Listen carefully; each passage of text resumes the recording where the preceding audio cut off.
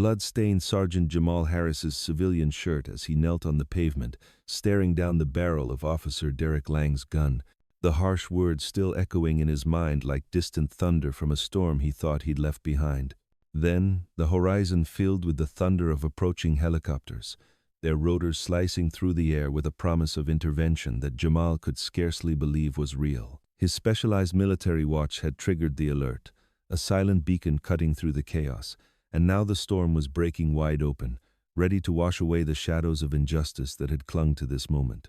Before diving deeper into this harrowing tale of bias and bravery, one might wonder about the origins of such a confrontation. But as those choppers descended, fates shifted irreversibly, marking a turning point that would echo far beyond the confines of a small-town parking lot. But how did it all start? Sergeant Jamal Harris sighed deeply as he crossed into Elmwood, Texas, a wave of emotions churning inside him like the turbulent sands of a desert battlefield he'd known all too well. A decade away from this stifling town, he'd swapped its veiled prejudices for the Army's rigid order, a structure that promised fairness based on merit rather than appearance. Now, a battle-hardened black sergeant with tours in Iraq and Syria under his belt, where he'd faced dangers that tested every fiber of his being, Jamal clutched the wheel of his borrowed truck, his knuckles whitening as old sights stirred buried pains from a childhood marked by subtle exclusions and overt suspicions. He wasn't back for nostalgia or to relive the past. No. His return was driven by a deeper duty, one rooted in family ties that pulled stronger than any orders from command. It was for Grandpa Joe, whose frail voice on the phone had painted a picture of declining health, a man who had raised him after losses that still ached in quiet moments, and as the last kin standing, Jamal couldn't ignore the call, despite the deep scars this place had inflicted on his soul over the years. The weathered ranch house appeared on the horizon, its faded siding peeling like old memories, the creaky gate swinging slightly in the breeze, all mirroring Grandpa Joe's own struggles against time and hardship in a community that often overlooked those like him. Parking his borrowed truck in the dusty driveway, Jamal took a moment to steady himself, adjusting his plain hoodie and jeans, deliberately opting for a low-key appearance over donning his uniform, knowing all too well that in this mostly white rural area, blending in was a survival strategy he'd learned early, a way to fade into the shadows and avoid drawing unwanted attention that could escalate without warning. Stepping up the dusty path toward the front door, flashbacks hit him like sudden ambushes. The neighbor who had once called the authorities on a young Jamal simply for lingering in his own yard after school, labeling it as suspicious activity. The teacher who had steered him toward vocational trades despite his top grades and evident potential, while guiding others toward higher education paths.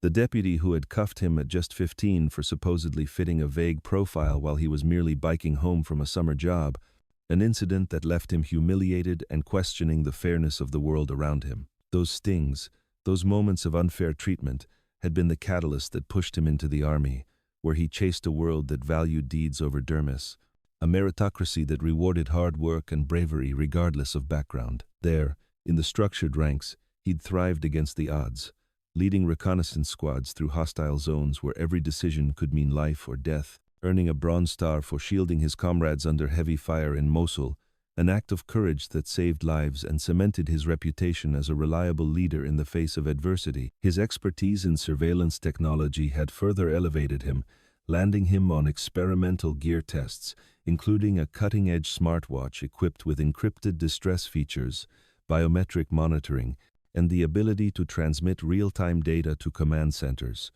A tool designed for high-stakes operations, but one that would soon prove invaluable in an unexpected civilian context. Grandpa Joe's hug was tight and warm, his eyes lighting up with pride despite the lines of age etched into his face. "My sergeant," he murmured softly, his voice carrying the weight of years, as he gestured to the walls adorned with framed commendations, photographs of Jamal in uniform, and newspaper clippings highlighting his achievements.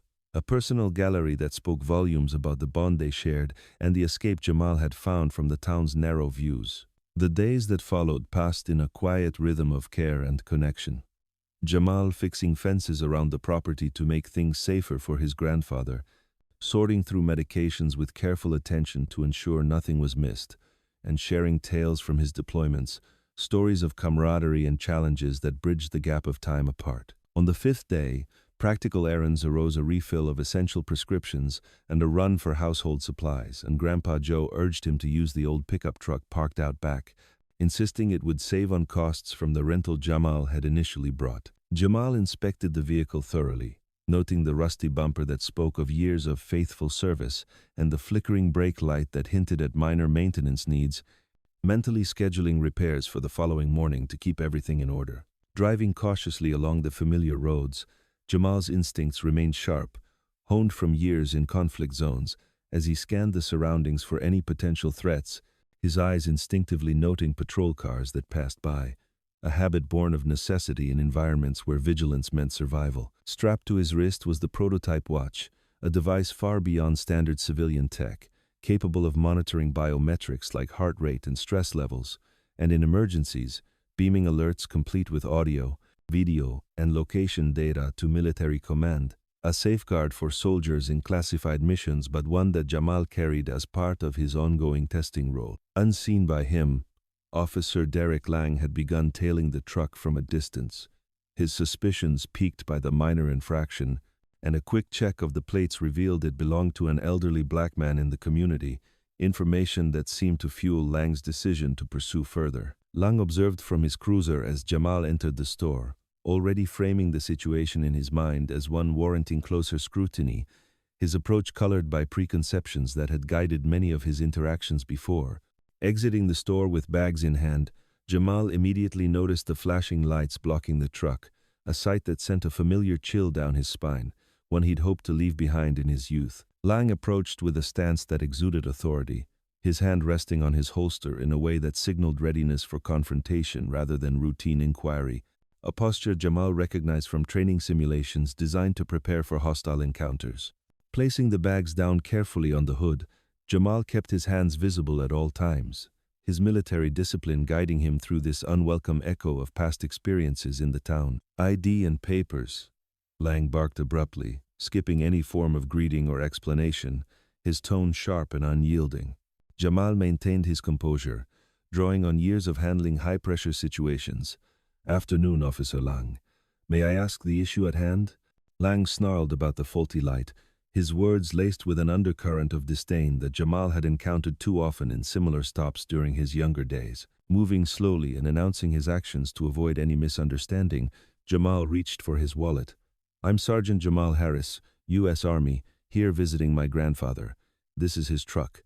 He offered his military identification, along with his driver's license, hoping the credentials would diffuse the tension. Lang barely glanced at the documents before sneering, dismissing them outright as potentially fabricated, a reaction that quickened Jamal's pulse but didn't shake his resolve to stay calm. Jamal's heart raced inwardly. He knew from whispers in the community that Lang had a troubling record, including pulling over black drivers on baseless pretexts, like a local doctor cited for an allegedly loud exhaust when none was evident, or a student harassed for what was deemed suspicious jogging in broad daylight. Such complaints, however, had a way of vanishing into administrative obscurity, often under the oversight of Sheriff Harlan Tate, who happened to be Lang's uncle, a connection that shielded many from accountability. "Out of the vehicle now," Lang ordered, his voice rising with impatience. Jamal complied without argument, keeping his hands raised and visible, stepping out slowly to demonstrate full cooperation. Lang accused the situation of looking like vehicle theft, proceeding to search the truck without obtaining consent, rummaging through compartments and discovering Jamal's army gear stowed in the back. "Fake valor on top of everything else," Lang spat dismissively, his words dripping with skepticism. Meanwhile, Jamal's watch had activated silently in response to the detected stress indicators, its hidden camera and microphone recording the exchange discreetly, the onboard AI flagging the escalating hostility and preparing to transmit if thresholds were crossed. Cuffed roughly, with the metal biting into his wrists more than necessary, Jamal endured implied derogatory remarks that harkened back to the very reasons he'd left town. A bystander across the way, noticing the unfolding scene and beginning to film discreetly from a safe distance. Lang shoved him against the vehicle, drawing his weapon suddenly. Resisting, he shouted for the benefit of any potential witnesses, a claim utterly false as Jamal had remained still and compliant throughout. In a flash, the gun discharged, the bullet striking Jamal's arm, sending a searing pain through his body as blood began to flow, staining his shirt and pooling on the ground below. Jamal collapsed to his knees, the world blurring around him, while Lang radioed in a distorted version of events, framing it as a necessary response to perceived aggression. Backup arrived shortly after, with Officer Reyes pulling up and immediately sensing that something was amiss, the scene not matching the urgency described over the dispatch, but fear of departmental repercussions kept him initially silent as he assessed. Witnesses in the gathering crowd gasped in shock, their phones capturing the aftermath. At Fort Bragg, in a secure operations center, alerts blared across monitors as the watch's transmission went live. Colonel Elena Vargas, viewing the feed with growing alarm, recognizing Jamal from prior joint operations where his skills had proven invaluable. Without hesitation, she ordered a rapid response, mobilizing resources under established protocols designed to protect active personnel from unlawful threats. General Marcus Kane joined the coordination via secure link, his authoritative presence invoking specialized shields for troops in distress, directing the assembly of a quick reaction force complete with legal experts, medical teams, and military police to handle the extraction and investigation. Helicopters lifted off from the base, racing toward Elmwood with a sense of urgency that matched the gravity of the situation. As Jamal bled on the pavement, fighting to stay conscious, Lang stood over him without offering aid, his posture one of unyielding control. Sheriff Tate, upon receiving the report, initiated immediate cover measures, imposing a media gag to control the narrative and spinning a story that painted Lang's actions as justified under duress. But unbeknownst to them, the bystanders' video had already begun spreading online, captioned with urgent calls to expose the incident. Officer shoots restrained veteran without cause. Officer Reyes, defying subtle pressures, knelt to apply pressure to the wound, his hands soon covered in blood as he argued with Lang over the necessity of medical help. Tensions flared between the two, with Reyes voicing doubts about the sequence of events. Intelligence dossiers on Lang, hastily compiled, revealed a pattern of similar abuses, all quashed through Tate's interventions, highlighting a web of protection that extended deep into the local system. The choppers landed dramatically in the vicinity, their arrival sending gusts of wind scattering debris and drawing even more attention from onlookers. General Kane emerged from the lead aircraft, flanked by his team, Warrants clutched firmly as he approached the scene. Federal override in effect, he declared with unwavering command, citing clear violations of rights and protocols. Medical personnel rushed to Jamal's side, stabilizing him efficiently with battlefield-honed skills, while military police moved to cuff Lang, relieving him of his duties on the spot. Tate protested vehemently, puffing up with local authority, but Kane's response was firm, outlining the legal basis for intervention and the seizure of evidence, including cameras, logs, and communications that would form the foundation of a thorough probe.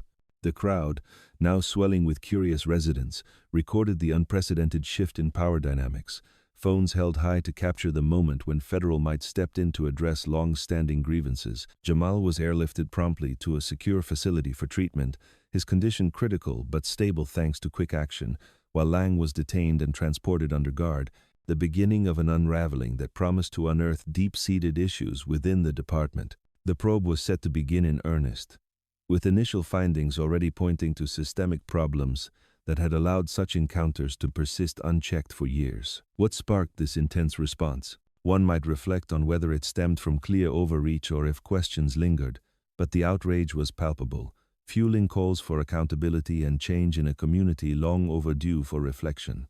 The Pentagon's involvement with warrants in hand signaled a takedown that was just getting started, poised to challenge the status quo and bring light to shadows that had lingered too long. In the aftermath, as Jamal received care, the implications rippled outward, setting the stage for revelations that would test alliances and demand justice.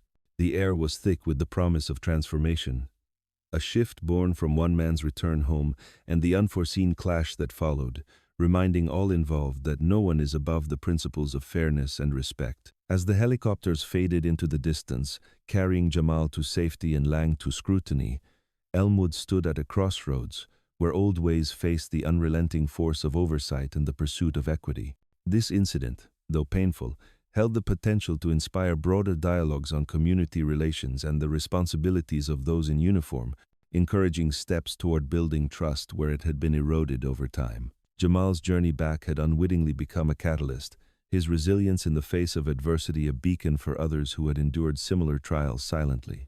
The military's swift action underscored the value of preparedness and the networks that protect those who serve, while highlighting the gaps in civilian systems that sometimes fail to uphold the same standards. In the quiet moments of recovery ahead, Jamal would reflect on his path from the dusty roads of Elmwood to the front lines abroad and back again, finding strength in the knowledge that his experience could pave the way for positive change, ensuring that future generations might navigate their hometowns with less fear and more hope. The story was far from over, but the first chapter had set a powerful tone, one of confrontation met with resolution, bias challenged by bravery, and a community on the brink of necessary evolution. As details emerged, conversations sparked across dinner tables and online forums, prompting questions about how such events could be prevented, what role training plays in fostering understanding, and how technology like Jamal's watch could be adapted to empower everyday citizens in vulnerable situations.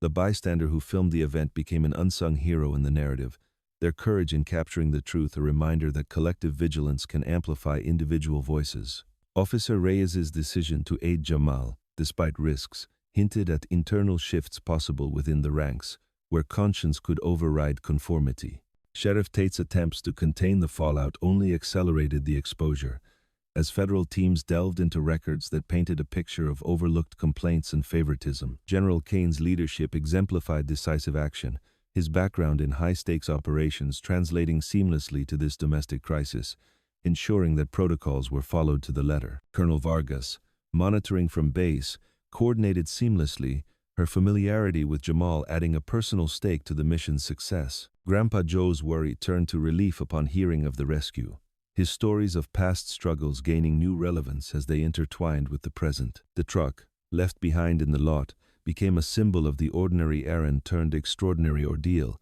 its minor flaw a pretext for deeper issues.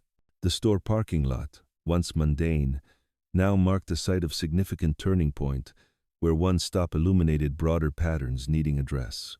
As investigations geared up, data on disproportionate stops in the area began to surface informally, fueling anticipation for official findings. Jamal's Bronze Star, earned in the heat of battle, contrasted sharply with the dismissal of his service in that moment, underscoring the disconnect between military valor and civilian recognition. His tours in Iraq and Syria, filled with moments of heroism amid chaos, had prepared him for survival, but nothing quite like facing prejudice in his own backyard. The watch's technology, a marvel of innovation, represented the bridge between his worlds, a tool that turned potential tragedy into documented truth. In Elmwood, whispers of change began, with some residents questioning long-held assumptions, while others resisted, clinging to familiar narratives. The helicopter's arrival, dramatic and unyielding, served as a visual metaphor for intervention when local mechanisms falter. Warrants executed with precision ensured evidence preservation, laying groundwork for accountability. Lang's detention marked the end of unchecked authority, his defiance giving way to the reality of consequences. Tate's network, once impenetrable, cracked under scrutiny, revealing how familial ties had perpetuated inequities. Reyes's internal conflict resolved into quiet support for the truth, a step toward reform from within. The crowd's recordings, shared widely, democratized the narrative, preventing any single version from dominating. Jamal's blood on the pavement, though a stark image, became a rallying point for empathy and action. The airlift to medical care symbolized rescue not just physically, but from a cycle of dismissal. In the ops center, Vargas's team analyzed the feed, piecing together timelines for reports. Kane's briefing to superiors emphasized the protocol's success, advocating for its expansion. Grandpa Joe's home, once a sanctuary, now buzzed with calls from concerned neighbors, fostering unexpected solidarity. The old pickup, towed later, held no secrets but represented everyday vulnerabilities. Jamal's hoodie and jeans, chosen for discretion, ironically highlighted how appearance could trigger bias. His composure under duress, a product of training, modeled de-escalation in crisis. The store clerk, witnessing from afar, later shared accounts that corroborated the footage. Community forums lit up with discussions, some defending local enforcement, others demanding overhaul. The video's viral spread amplified calls for transparency, pressuring officials. Federal involvement assured impartiality, bridging gaps in trust.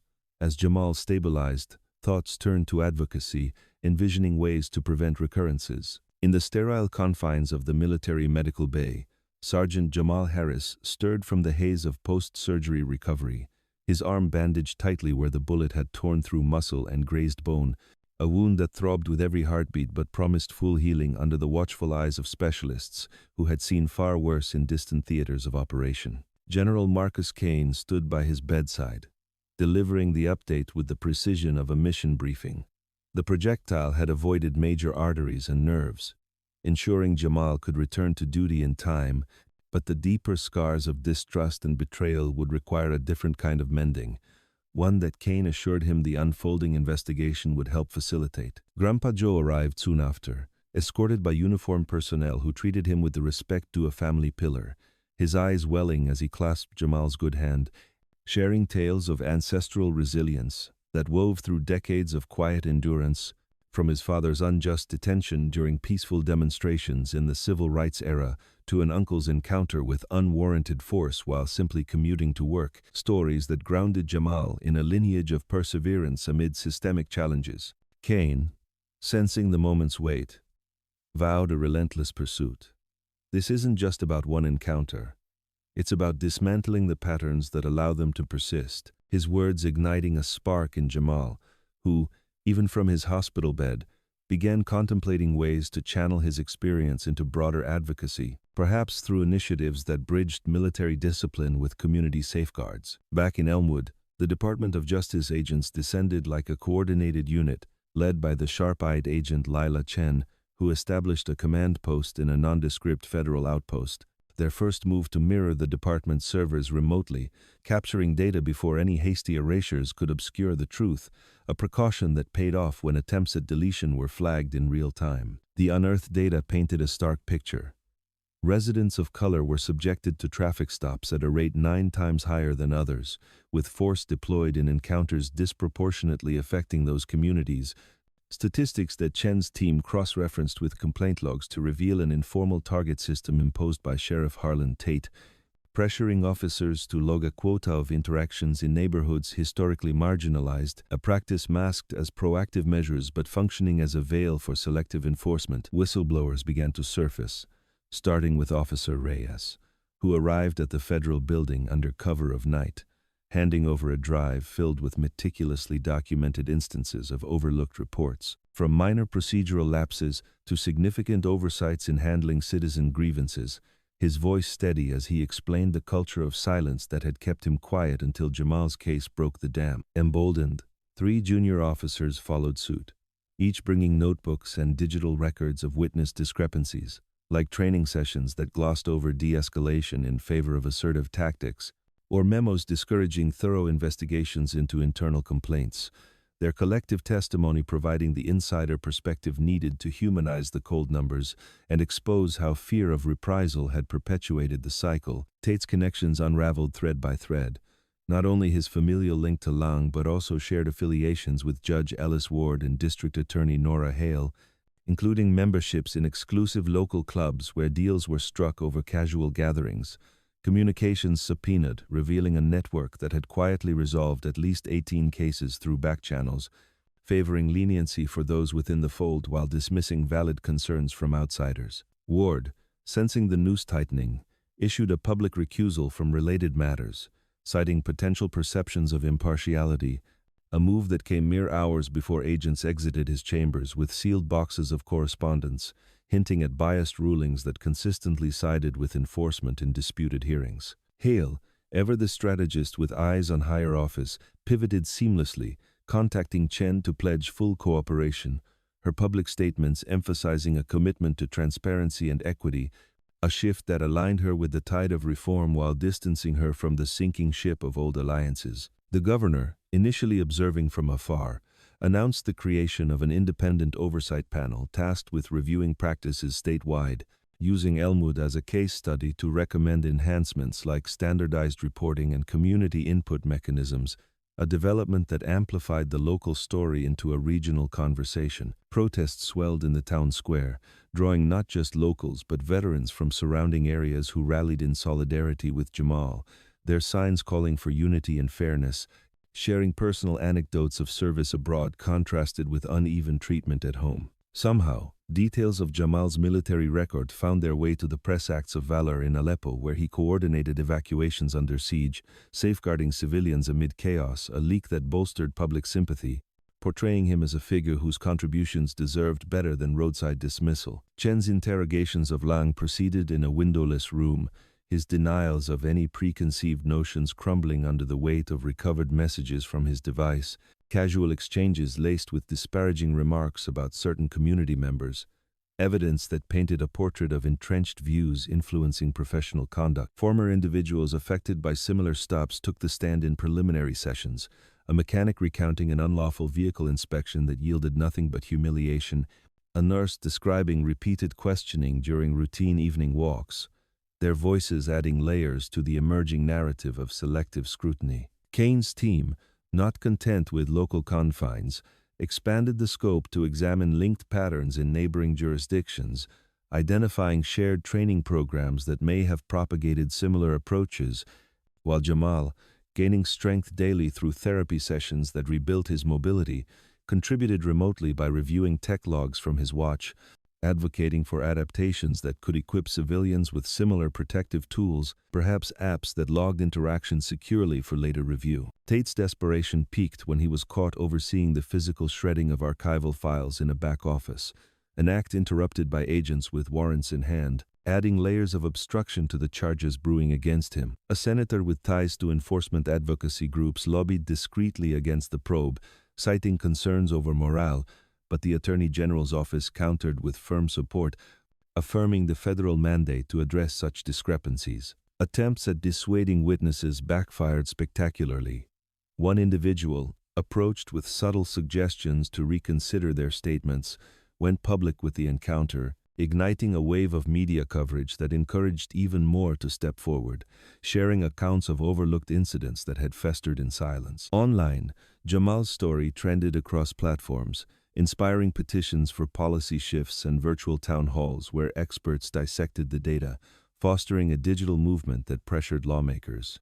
Chen's comprehensive report, compiled over late nights, outlined a conspiracy threading through administrative, judicial, and prosecutorial branches, recommending sweeping interventions to restore balance. Arrests cascaded, Tate for evidence tampering and oversight failures, Ward facing formal inquiries into judicial conduct for patterns of dismissal in key cases. Jamal, during a visit to Grandpa Joe in his modest home now buzzing with supportive visitors, discussed the unfolding legacy, Joe remarking with quiet pride, "Your stand honors the paths we walked before," as they pored over news clippings that highlighted the growing momentum. Drawing from this, Jamal quietly founded a network for veterans navigating civilian transitions, offering resources on legal rights and community engagement, a proactive step to prevent isolation in similar scenarios. As preliminary hearings loomed, the evidence mound grew, enhanced analysis of bystander footage, definitively countering Lang's version,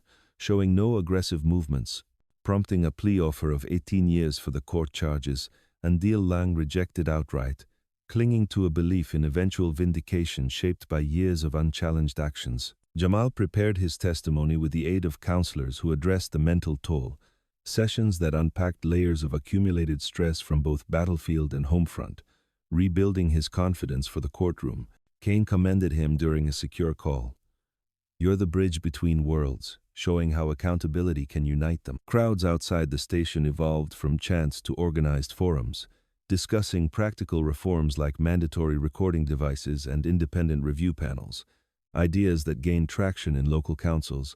Jamal's innovative push led to prototypes of adapted watch tech, simplified for public use, distributed through partnerships with advocacy groups to those in high-risk areas, empowering everyday documentation. A leaked internal memo from Tate's office revealed explicit quota directives, further eroding his defense and prompting more officers to align with the inquiry, exposing flaws in recruitment and ongoing education that prioritized control over collaboration.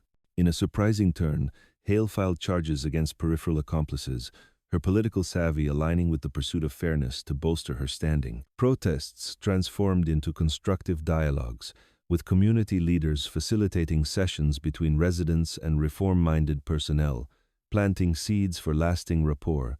Jamal reflected deeply on the contrast between the unbreakable bonds forged in army units and the fractured trust in his hometown, a duality that fueled his unyielding resolve to advocate for integration of best practices across sectors. Kane kept him abreast of national developments, noting how the spotlight had spurred similar reviews in other states, creating a ripple of awareness.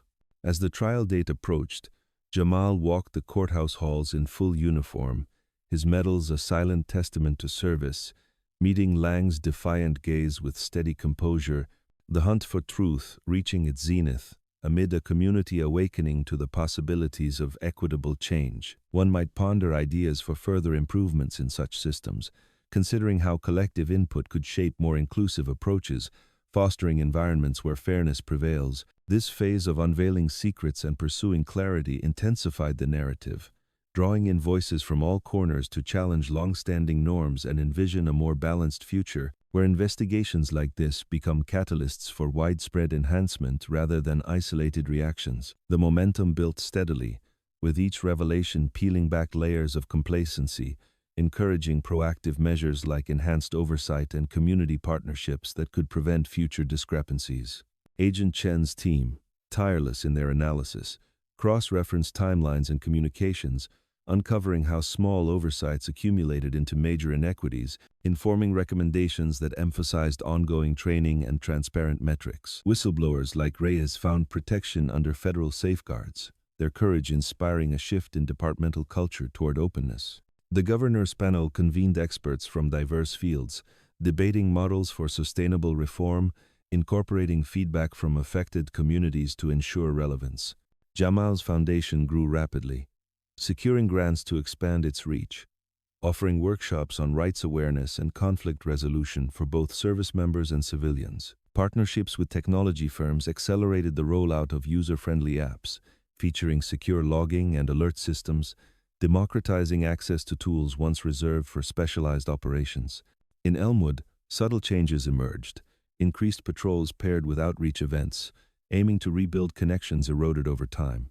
Hale's cooperation extended to reviewing cold cases, potentially reopening paths to resolution for past grievances. The senator's efforts waned as public sentiment favored accountability, highlighting the power of informed discourse. The federal courthouse hummed with anticipation as the trial commenced, media outlets from across the nation converging on Elmwood to document what had become a landmark case, symbolizing the intersection of service, equity, and institutional reform. With Sergeant Jamal Harris seated at the prosecution table, his sling a poignant emblem of the ordeal that had thrust him into this arena, his uniform crisply pressed and medals catching the light as silent witnesses to his valor. Officer Derek Lang occupied the defense side, his once authoritative demeanor now tinged with a mix of defiance and unease, flanked by attorneys who would attempt to frame the incident as a momentary lapse under pressure, while in the gallery, figures like Sheriff Harlan Tate and Judge Ellis Ward observed with strained composure, their own fates hanging in the balance as parallel inquiries loomed. The prosecution, a collaborative effort between Department of Justice attorneys and military legal advisors, methodically unveiled their case over the ensuing days, beginning with the raw footage from Jamal's watch that captured every escalation in vivid detail: the dismissive tone, the unwarranted search, the unprovoked discharge that shattered the afternoon calm, evidence so compelling it drew audible reactions from the jury, who leaned forward as the playback revealed no hint of aggression from Jamal, only measured compliance honed from years of disciplined training. Bystander videos, enhanced through forensic analysis, provided corroborating angles, syncing perfectly with the timeline to dismantle any narrative of threat, showing Jamal's hands secured and his posture non-confrontational in the moments leading to the shot. On the third day, Jamal took the stand, his testimony delivered with the steady clarity of a field report, recounting the sequence from the initial stop to the searing impact, emphasizing how he had announced every movement, presented credentials, and adhered to instructions without deviation. his words underscoring the disconnect between his proven service record and the disregard he encountered. I complied fully at every step. My background was dismissed outright, turning a routine interaction into something far more perilous. The cross-examination sought to probe for inconsistencies, but Jamal's responses remained unflinching, drawing on his experiences in high-stakes environments to maintain poise, leaving the defense's attempts to portray him as evasive falling flat amid the weight of digital proof. Lang's turn on the witness stand proved pivotal, his claims of perceived danger crumbling under rigorous questioning that highlighted the disabled body camera, a pattern repeated in prior encounters, as well as recovered communications from his device revealing a history of biased commentary, exchanges that the prosecution displayed on screens for the jury to absorb, painting a portrait of preconceptions influencing actions rather than objective assessment. Defense counsel argued for contextual understanding, suggesting split-second judgments in tense scenarios, but this faltered during rebuttals that introduced statistical overviews of Lang's stop history, disproportionately targeting certain demographics,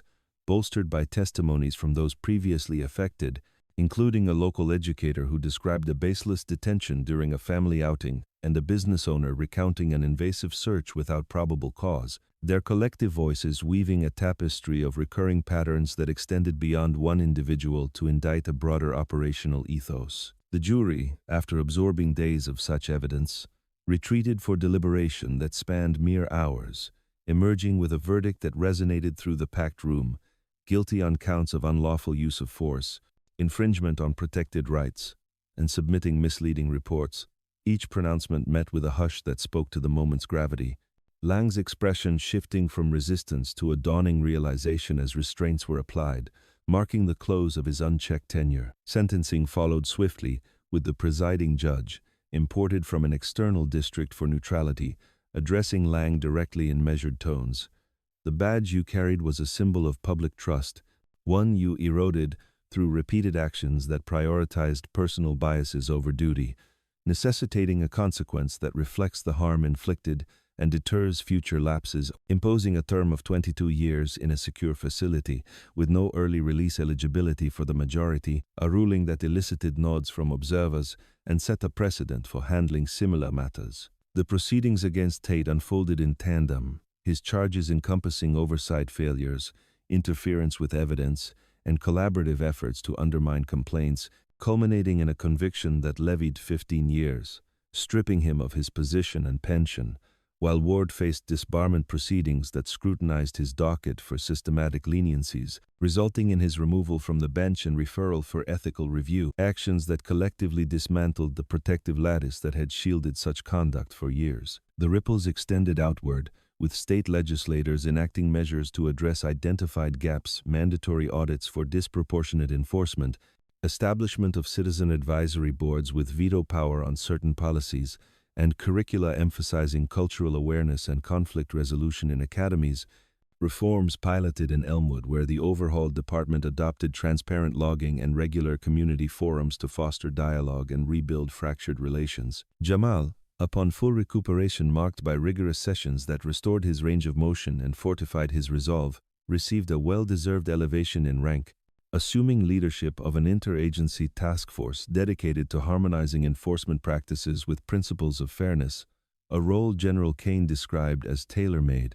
Your insights span the divide between structured command and everyday realities, positioning you to guide meaningful advancements. Under this banner, Jamal spearheaded collaborations that developed standardized guidelines, integrating lessons from military protocols like clear chains of accountability into civilian frameworks, while his newly established foundation channeled resources towards supporting those navigating similar challenges, funding legal aid for unresolved cases, and distributing educational materials on rights awareness. Partnerships blossomed with innovation hubs, refining the Watch's core technology into accessible platforms apps that enabled secure recording and real-time sharing with trusted networks, rolled out through grants to underserved areas, empowering users to document interactions with confidence, and contributing to a database that informed ongoing policy tweaks. Grandpa Joe, witnessing these strides from his porch with a renewed vigor, attended Jamal's inaugural address at a regional summit, where he spoke of transforming adversity into progress, From the sting of that day emerges a blueprint for equity, honoring those who came before by ensuring safer paths ahead. Words that resonated with attendees, including former skeptics now advocating for change. A year onward, Jamal assisted a patrol vehicle stranded on a remote stretch, approaching with open hands to offer aid, the young officer's initial wariness giving way to recognition and a handshake that sparked an impromptu exchange on evolving perspectives, the encounter symbolizing incremental shifts in individual mindsets that complemented structural overhauls. Jamal's influence extended to congressional briefings, where he advocated for federal incentives tied to reform adoption, such as funding for tech upgrades and mandatory de-bias programs, proposals that gained bipartisan traction amid growing public discourse. Personal accolades followed, including civilian commendations for advocacy that highlighted his journey from frontline hero to systemic architect. Yet Jamal remained grounded, crediting collective efforts in interviews that reached wide audiences. His published Reflections, a volume detailing the arc from Elmwood's roads to national stages,